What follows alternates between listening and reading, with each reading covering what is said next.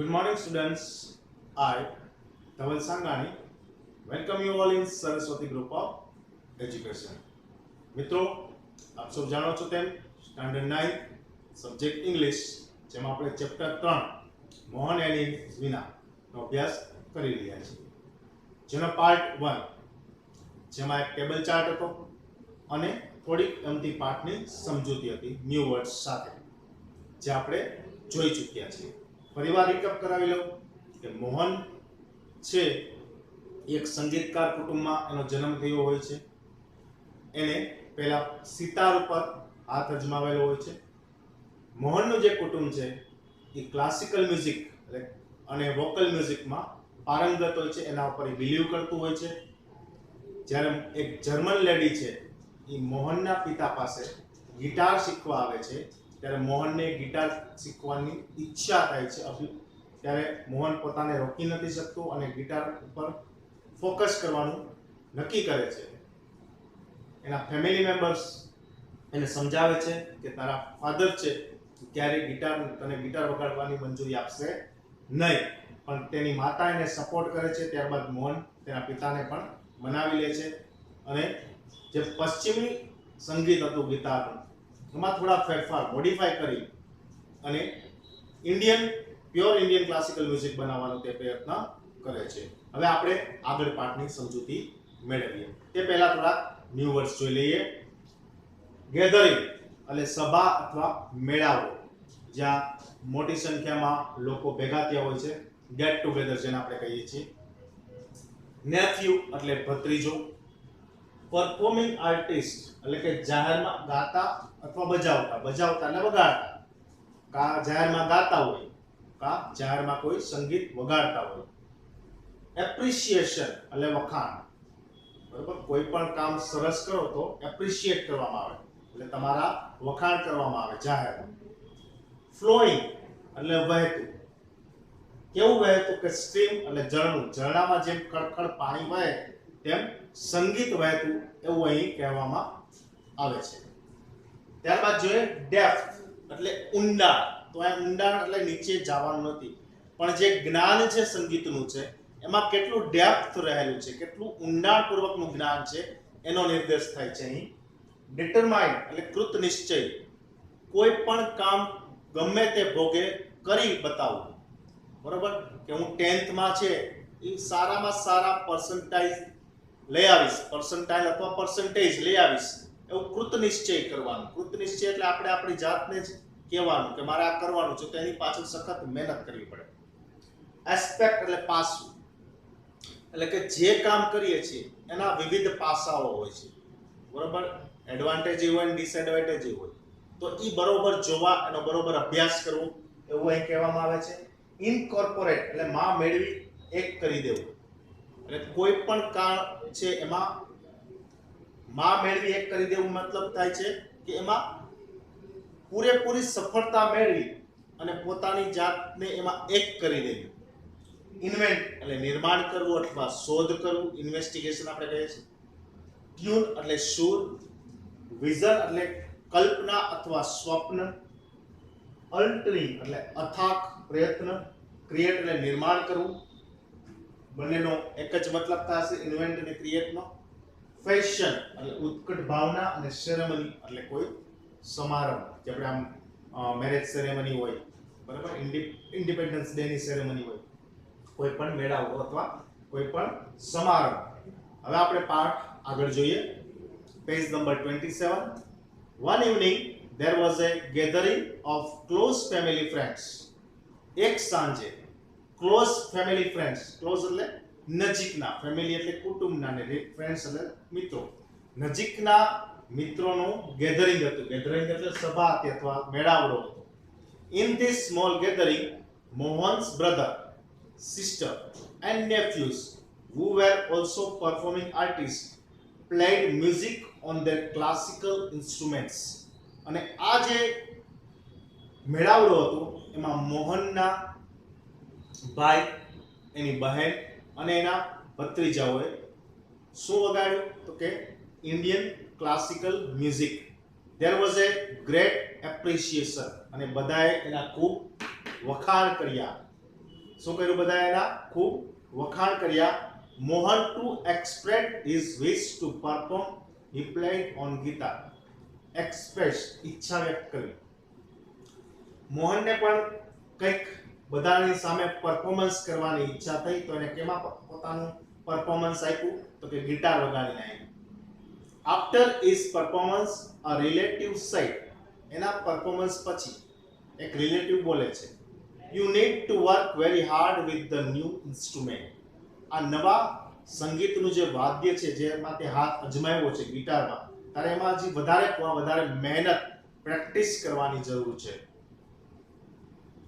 One of the relative said, બીજો એક સંબંધી એવું કહે છે, if it were the sitar you would have been a competition with your brother and sister.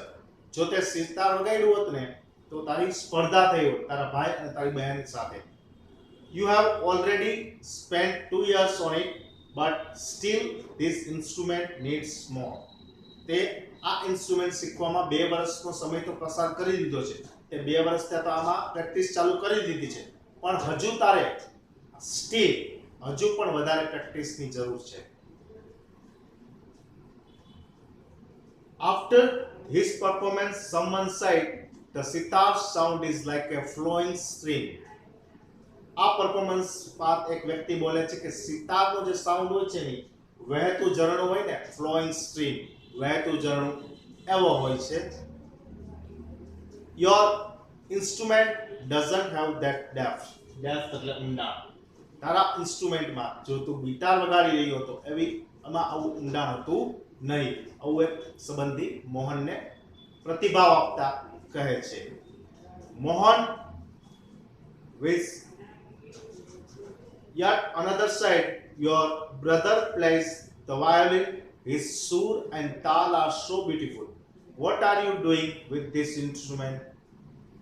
Yet another side, yet એટલે હજુ પણ એક વ્યક્તિ કહે છે કે જ્યારે તારો ભાઈ છે પ્લે ધ વાયોલિન વગાડે છે, his sur and tal, એના સુર અને તાલ છે એ એકદમ બ્યુટીફુલ, સુંદર મજાનો હોય છે. What are you doing with this instrument? અને તું આ વાજિંત્ર સાથે શું કરી રહ્યો હતો? આવું પ્રશ્ન પૂછે છે મોહનને. મોહન was depressed એટલે નિરાશ થઈ જવું, and cried for the whole night, અને આખી રાત્રિ રડતો રહે છે. He had already given 2 years of his life to this instrument. Already given આપી દીધા હોય છે. તેને 2 વર્ષ તો ઓલરેડી આ ઇન્સ્ટ્રુમેન્ટને આપી દીધા હોય છે. But from the heart I am made for guitar. પણ એનું હૃદય એવું કહે છે કે હું ગિટાર માટે જ બન્યો છું. I am made એટલે બનવું. હું કેના માટે બન્યો છું તો કે ગિટાર વગાડવા માટે જ બન્યો છું. There is no instrument for me but the guitar, he thought. મારા એનો એવો વિચાર આવે છે કે કોઈ વાજિંત્ર, બીજું કોઈ સંગીતનું વાજિંત્ર મારે મનમાં નથી જોતું, મારે માત્ર ગિટાર જ જોઈએ છે. એટલે કે મારે ગિટાર ઉપર જ પ્રેક્ટિસ કરવી છે અને હું ફેમસ બનીશ તો ગિટાર ઉપર જ famous બનીશ. The instruments will become my face to the world. જો એવું આ વાક્ય કે આ ઇન્સ્ટ્રુમેન્ટ મારો ચહેરો દુનિયાને બતાવશે. I am sure, મને ખાતરી છે, I am going to make it big, very big. He was determined. Determined એટલે કૃત નિશ્ચય. મેં તમને કીધું હતું ને પરીક્ષાનો એક્ઝામ્પલ આપીને કે તમારા 10માં પર્સન્ટેજ મેળવવા છે તો શું કરવું પડશે તો કે એના ડેપ્થમાં જવું પડશે, ઊંડાણમાં અભ્યાસ કરવો પડશે.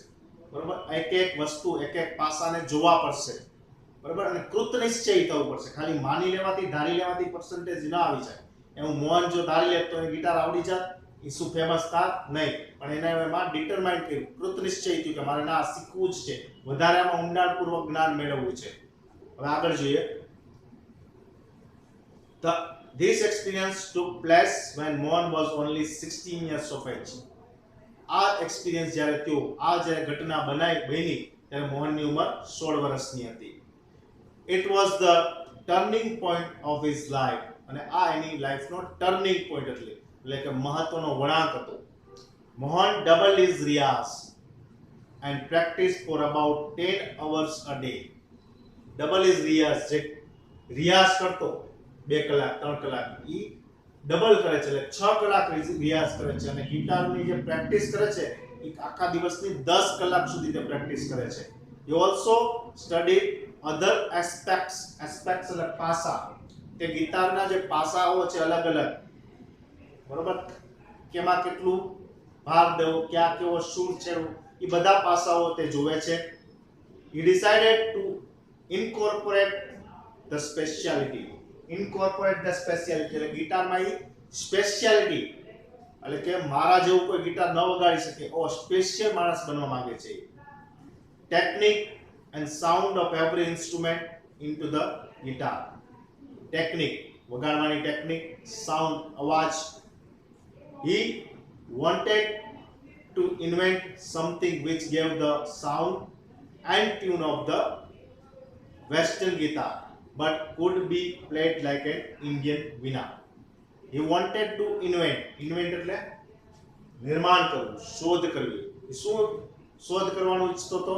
તો કે વેસ્ટર્ન જે ગિટાર જે સંગીત છે એને ઇન્ડિયન વીણામાં કન્વર્ટ કરવું હતું અને કોઈ પણ ફેરફાર કર્યા વગર અને મજાનું સંગીત બનાવવું હતું.